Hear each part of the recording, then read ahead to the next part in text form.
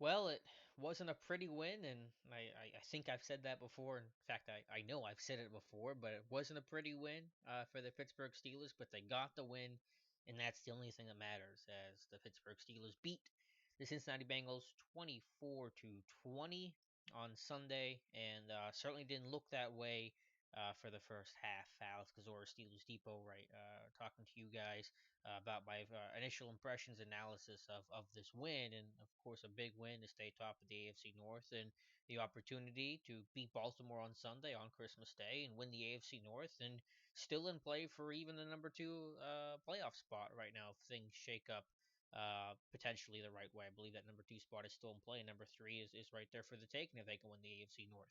Um, but to the game, people have to remember, and I'm not saying this just so people can be like, "Hey, Alex, why are you trying to stir the pot? Alex, you're wrong." Or I'm not just saying this just because it sounds good and Tomlin says it because he talks up every opponent. But the Bengals are a good team. They're tough to beat. They've had some bad luck this year with injuries and some close games and some areas of play that haven't gone necessarily as well as they thought. But when you're a team like that and you know the Steelers so well and you play them so often and you historically do, or in recent history at least, you do pretty well against them. You have a good game plan. It's difficult to win, and so I didn't expect this game to be a cakewalk by any stretch. And I imagine most Steeler fans understood that coming into the game, or at least in hindsight, saying, we forgot the Bengals can hang with the Steelers, even if their record doesn't reflect that this year, officially eliminated from playoff contention with the loss, but. Bengals have a good game plan. They like to play a lot of two high, play a lot of two man, make the throwing windows difficult for Big Ben. Ben, as Dave Ryan talks about, likes his receivers college open, and when you're playing a lot of heavy man coverage with some pretty talented DBs, whether it's like him or not, and I know that you don't, and I'm right there with you. Pac-Man Jones or Draker Patrick or George Ioka or Sean Williams before he left today's game. Those are guys that have some pretty good ball skills and can play some good man coverage. The corners and the safeties can be able to disrupt over the top. So it wasn't an easy game plan today, and I was disappointed by the way the Steelers came out running the football, the lack thereof in terms of the effectiveness. I'm never one that talks about balance. I just care about moving the football however you can, but maybe it was coming off the emotional high of the way the Steelers attacked the Bills' run defense last week, but I thought the run defense could have been better, or the run offense, excuse me, could have been better. And, it got a little better as the game went on in the second half as they got into some rhythm and some flow and just kind of possessed the football because time of possession was, of course, an issue throughout the first quarter and a half, or really maybe even the whole first half. But, it was tough for the Steelers. But the main takeaway, and Mike Tomlin said it at halftime. You guys all saw it. You watched the game, so I know that you know this. Is the Steelers beat themselves. Whether it's Tuitt's face mask on the first drive of the game, whether it's Artie Burns pass interference that sets up a Bengals touchdown, whether it's the Le'Veon Bell chop blocks that negates an Antonio Brown touchdown and forces Steelers to settle for another field goal. It was a lot of Steelers beating Steelers, and that's the running theme all year long. When the Steelers lose these games, generally speaking, it's a lot of self-inflicted wounds, a lot of penalties, a lot of sloppy play, some stuff you just can't have. And that was kind of what happened in the first half. And when things got cleaned up in the second half, because there weren't any, I don't think, sweeping adjustments in terms of the schematics of it, offense or defense, but just clean those things up and you start, getting into your rhythm and getting back into the game. It wasn't perfect. The red zone offense, of course, struggled, had to settle for a lot of field goals. I believe the Steelers officially 1 of 5 in the red zone today, and situational football has been an issue a little bit lately. Red zone offenses, the opposing offenses are doing having more success. The Steelers' red zone offense isn't having as much success lately.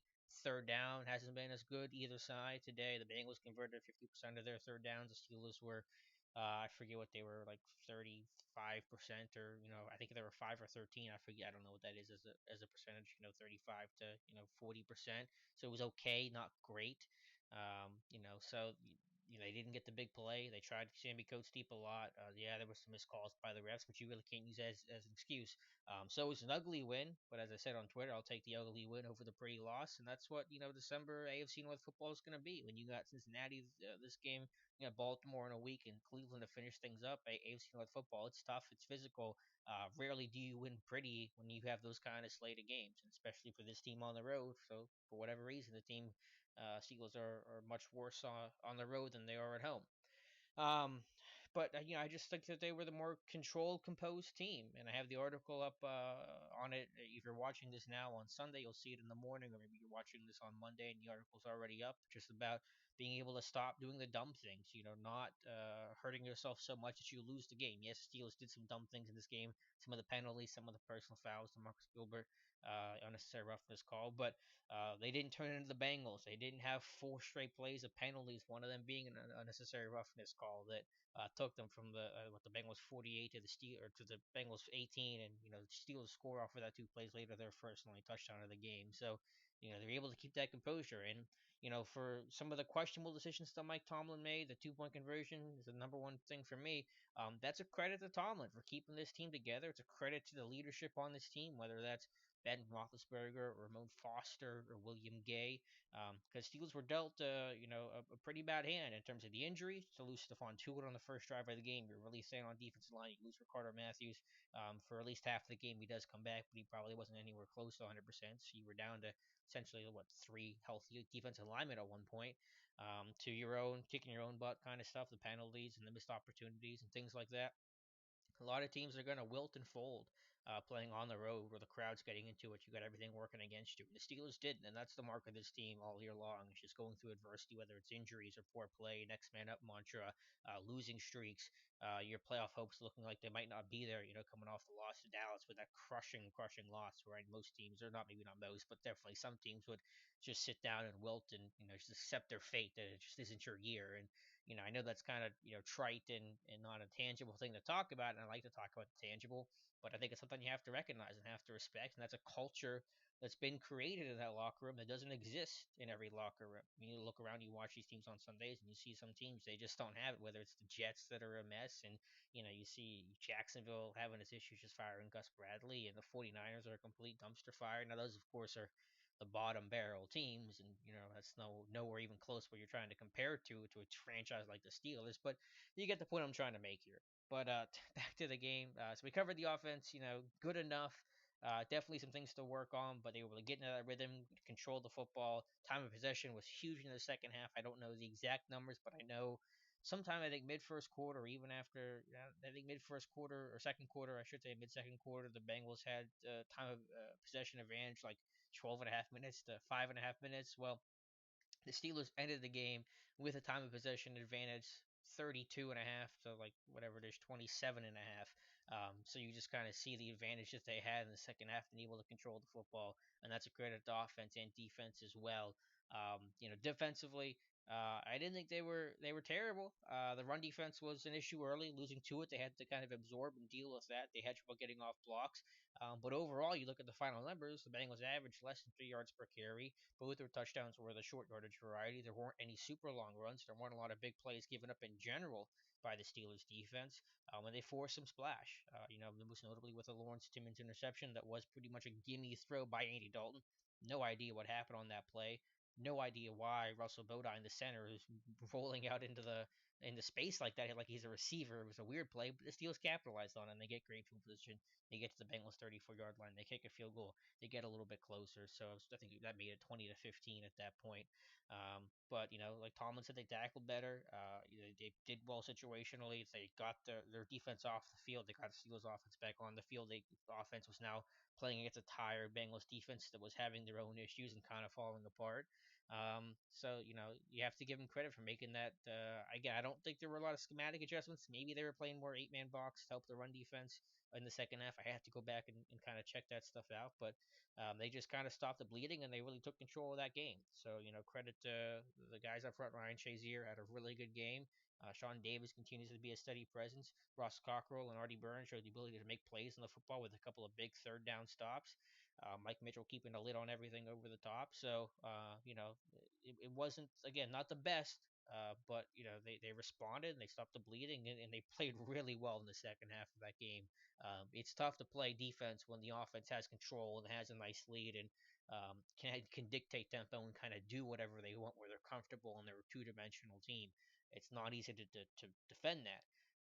And the Steelers defense did a nice job of that. Special teams, of course, Chris Boswell, just ridiculous to go 6 of 6 in a game.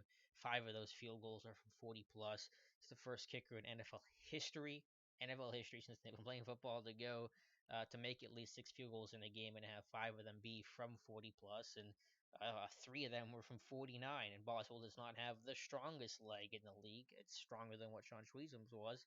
But we saw a couple of those. I think the first one just kind of make it over, and I think the third one just kind of made it over the bar as well.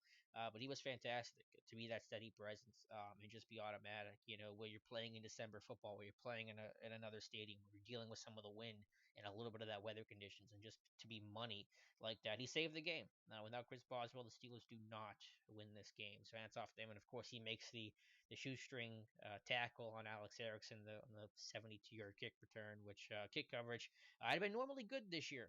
Kind of the one saving grace for Danny Smith when you look at him is his coverage units had done, I think, a pretty nice job overall, especially given the injuries.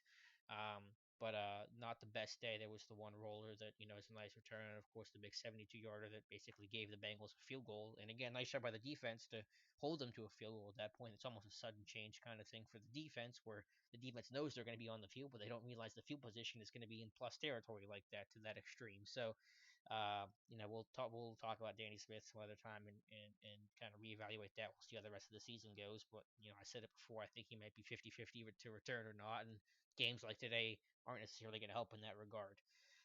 But bottom line, you get the victory, you move on, chance to clinch the AFC North title in a week, the Sunday against the Baltimore Ravens, and it could have been even a better situation had the Ravens lost to the Eagles. So the Eagles go for 2 points on the last play of the game, and they don't get it, so the Ravens win by a point. But hey, that's life. Steelers still control everything. Bengals or the Ravens are going to be tough.